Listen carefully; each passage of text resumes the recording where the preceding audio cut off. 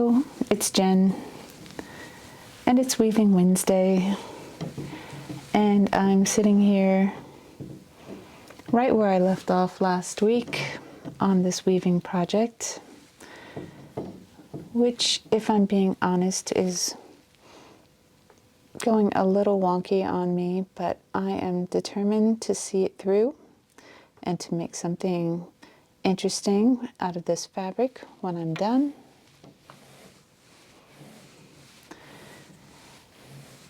And no matter how it turns out, I have to say that just sitting here weaving feels a little bit like my weekly therapy. There's something so peaceful in this repetitive behavior that just calms my mind and just feels restorative in a way that it's hard to describe.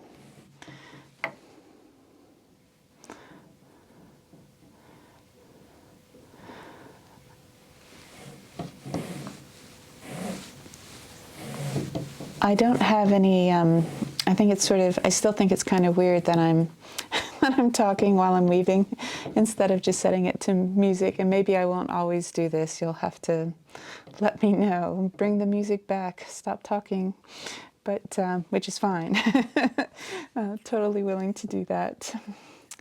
And I don't script anything. I don't plan what I'm going to talk about. So it's a very stream of consciousness, whatever's going on in my head.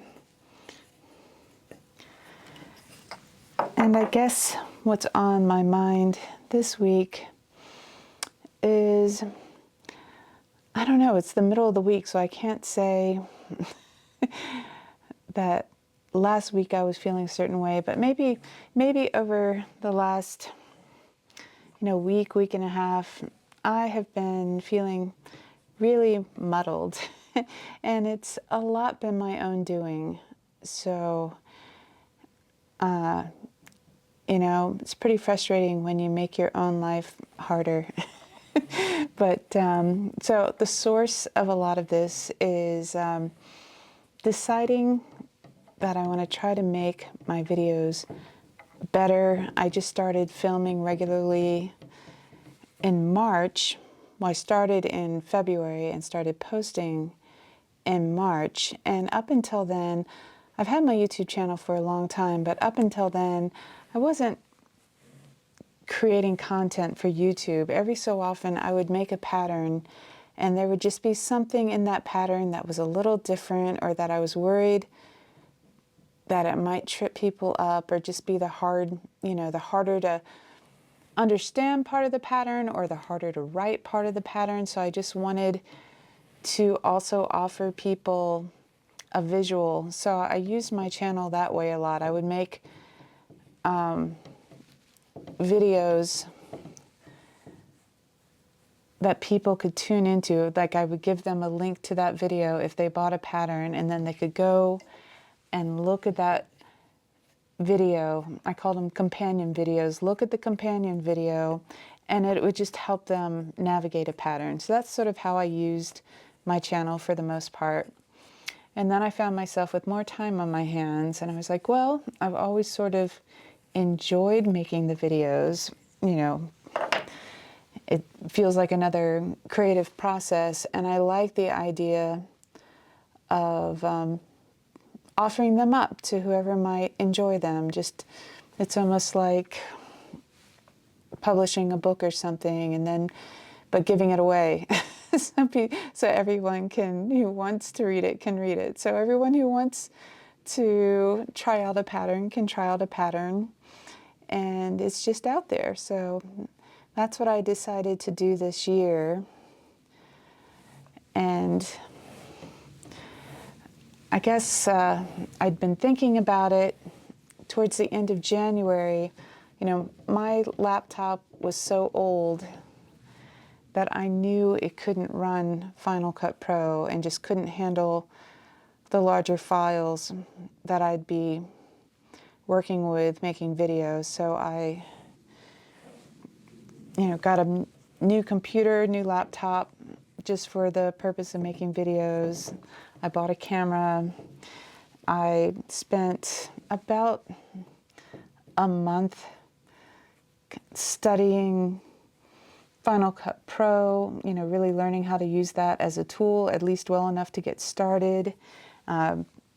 Studying my camera, just trying to learn the tools that I would need to navigate in order to make reasonable videos. Literally, when I started making videos, I had a flip camera, and YouTube was so young that even if it looked fairly decent on your flip camera, the videos would degrade so much by the time they were uploaded to YouTube that they just looked horrible. But I didn't feel terrible about it at the time, because unless you had a background in film or you just owned better equipment, it's what a lot of people's early videos looked like. And I just wasn't, I wasn't trying to be a YouTuber, so I wasn't very self-conscious about that.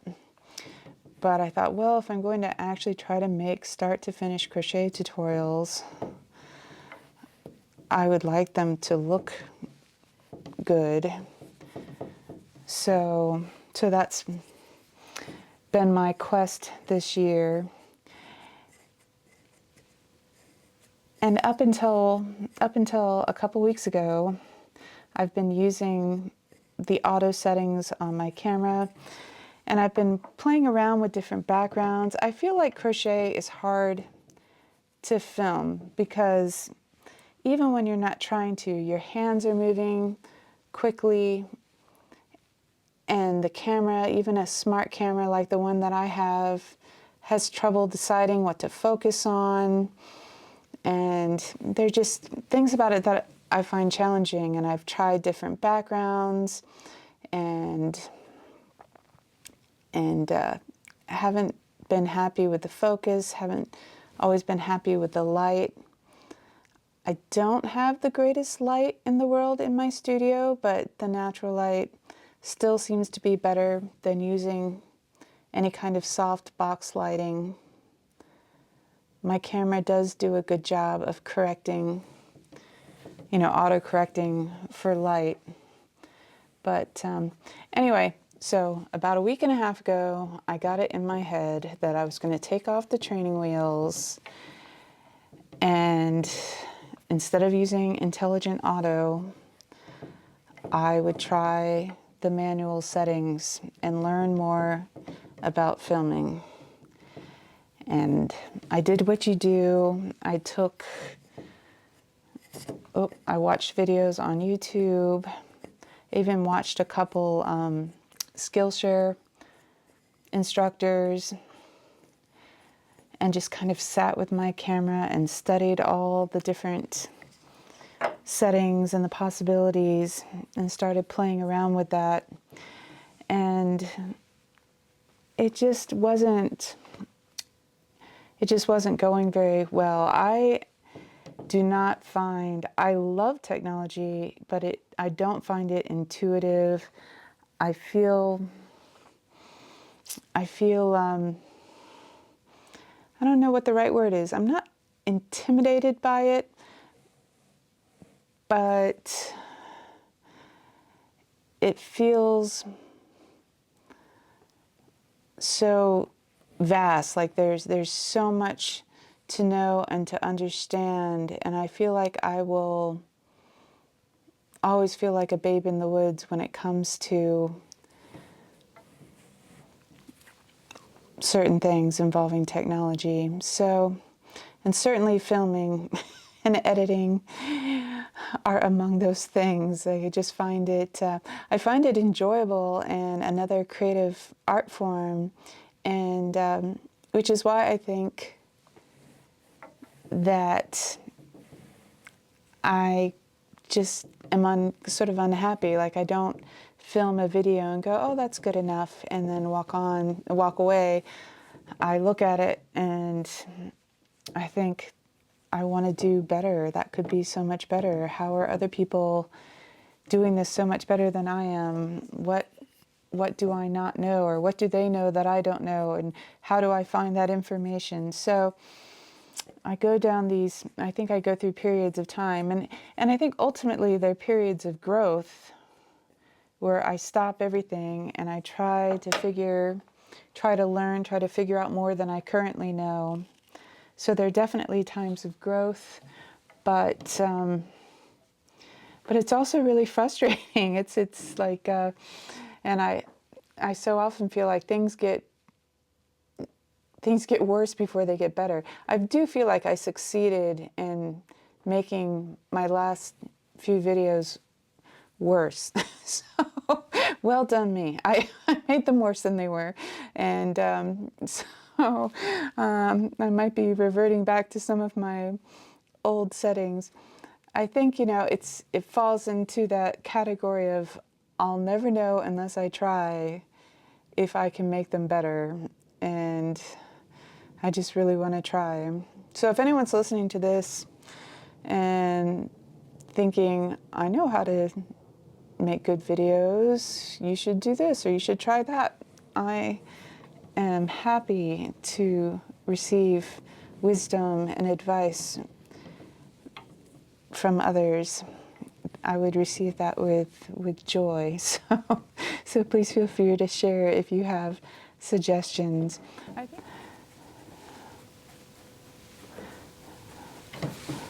You just really, it's making noise because it likes to be sitting the other way.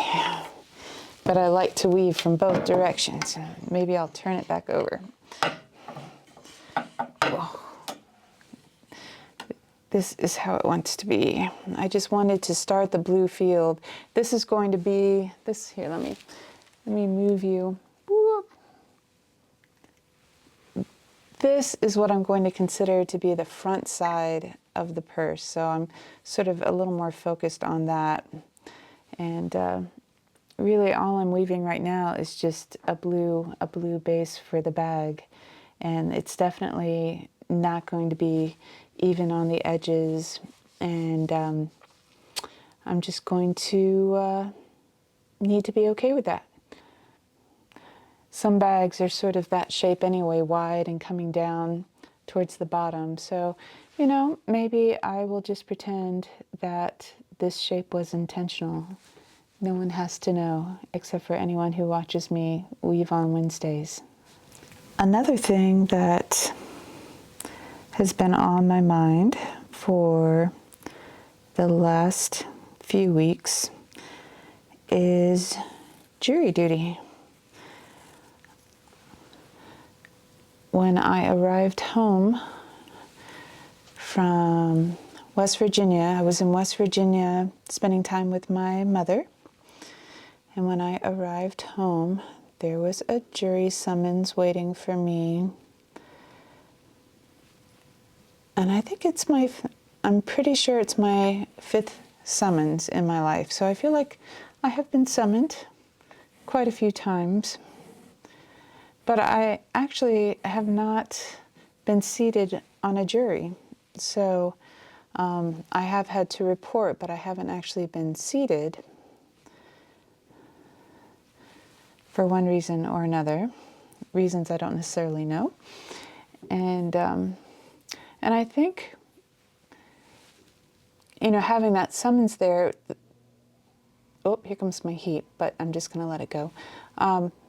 The hardest thing about having a jury summons for me was just, it's this thing constantly on my mind because I'm like, well, I can't forget to check on the day I need to check to see if I need to report in. So it's this, and of course I set a reminder on my phone and I could have just not worried about it. But, once something's in my head, it tends to be in there on a loop. So daily my brain would remind me, remember, you need to call in and check on your status as a potential juror. So I was actually kind of relieved when the day kind of finally came that I needed to find out if I needed, that I needed to check to see if I will be reporting for jury duty. And sure enough, I did need to report. And I, you know, I was fine with that, and I really wasn't too worried about it. And then I think my husband and I were talking over our morning coffee, and he just starts talking about the different kind. I wonder what kind of case you'll hear if you get seated on a jury. And then I got anxious thinking about it, because, you know, what kind of case would I hear? You know, I'm a pretty sensitive personality type. Like, you know, I just feel things pretty deeply, and you know, if it happened to be a case where there was some sort of abuse involved, of course that would be an important case, but the idea of having to hear, you know, having to hear those stories and stuff started giving me some amount of anxiety. And then once I get any amount of anxiety, that just tends to build on itself. So by the time I got to, you know, the check-in room, I was feeling pretty uneasy. And of course, it's, you know, it's everyone's so nice, and they check you in and they explain the process. And I'm looking around at my fellow citizens and everybody else. You know, some of them look bored or look like they'd rather be doing anything else. But none of them seem anxious. And I'm like, why am I anxious? Like, so, like, and then you have like forms you need to fill out for the courtroom. And I have this thing about forms. If there is such a thing as a form phobia, I'm sure that I have it, because I will doubt my own name when I'm filling out a form. How long have I lived here? I knew before I had this form in front of me. Now I have no idea. But yeah, so I'm freakishly weird about forms, and so I'm all in my head. And but I also have I have the last group number of the day, and so I'm also really prepared, because last time I had to report, I was there all day long. So I had 2 books. They will not, where I live, and maybe everywhere, they will not let you bring a crochet hook to keep you company while you wait. And so that was probably adding to my stress. What do I do with my hands all day if I can't, like, do some kind of needlework or crochet? So I'm like, that's so I had you know, I had a big thing of water, I had a little baggie of pretzels, and I had 2 books, because I just thought, I'm going to be here all day. I need to be entertained. I need something to entertain myself all day long. And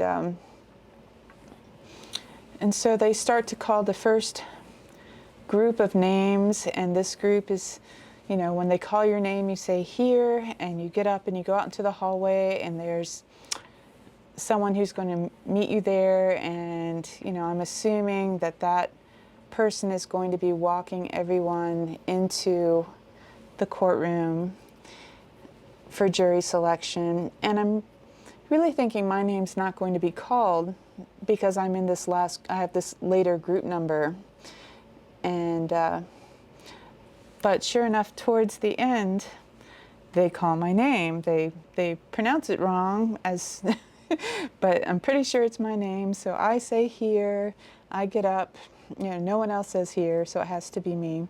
I get up and I walk out into the hallway, and by this time there's quite a long line. People have lined up single file, like, you know, out in the hallway. So I'm towards the end of the line, and then the woman in the front of the line with the clipboard starts to talk, and the whole group starts to converge, walk towards her and come in closer. And I sort of follow them because from my distance, I can't hear what she's saying. And I just miss it altogether. And I get up to the front, and there was another woman with whom I had just had a little small talk on my way in.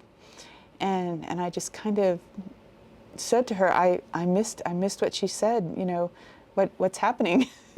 And she said, "Oh, we've been excused. Turn in your badge and go." And I was like, "Really?" Because I hadn't heard it, I about couldn't believe it, but it is the shortest time I've ever spent,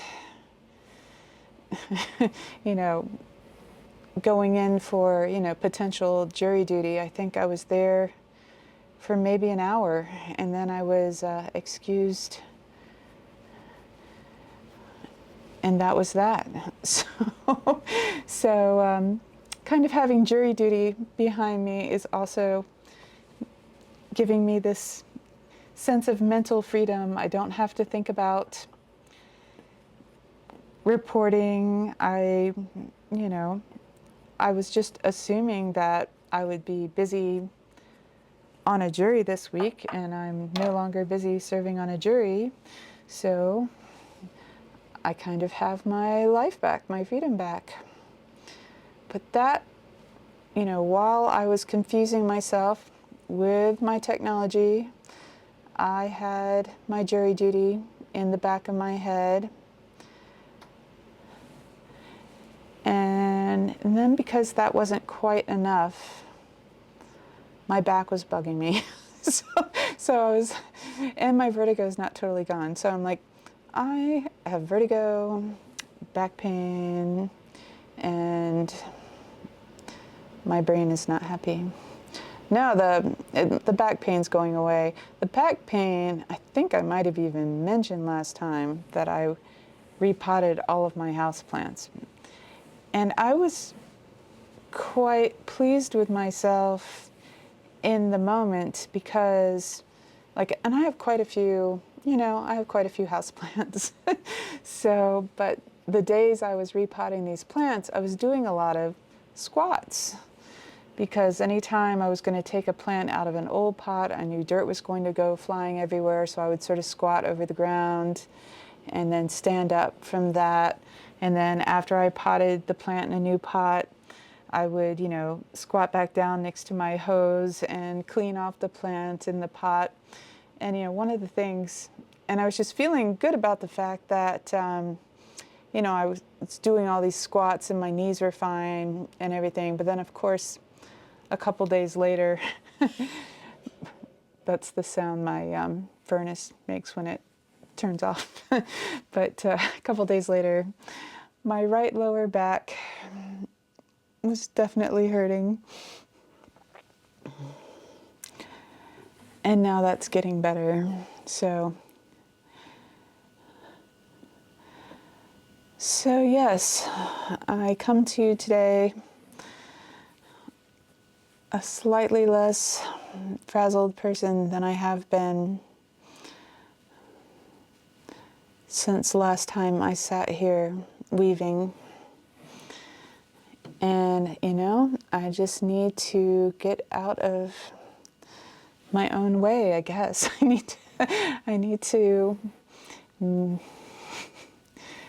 just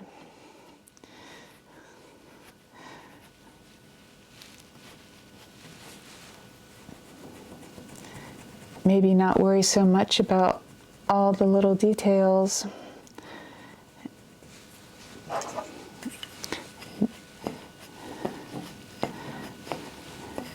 And just keep working on my projects.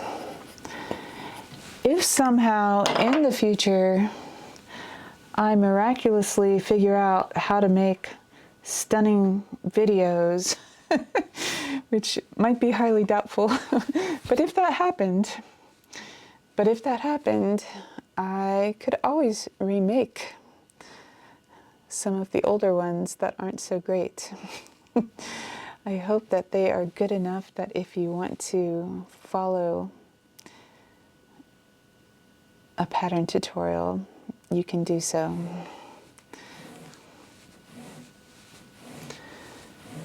So yeah, I hope everyone listening has been treating themselves maybe a little better than I've been treating myself, and that you are all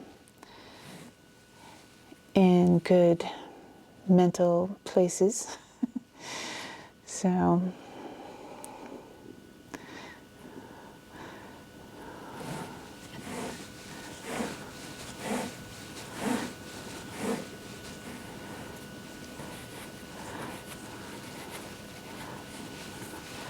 on a completely different topic, my husband and I, we have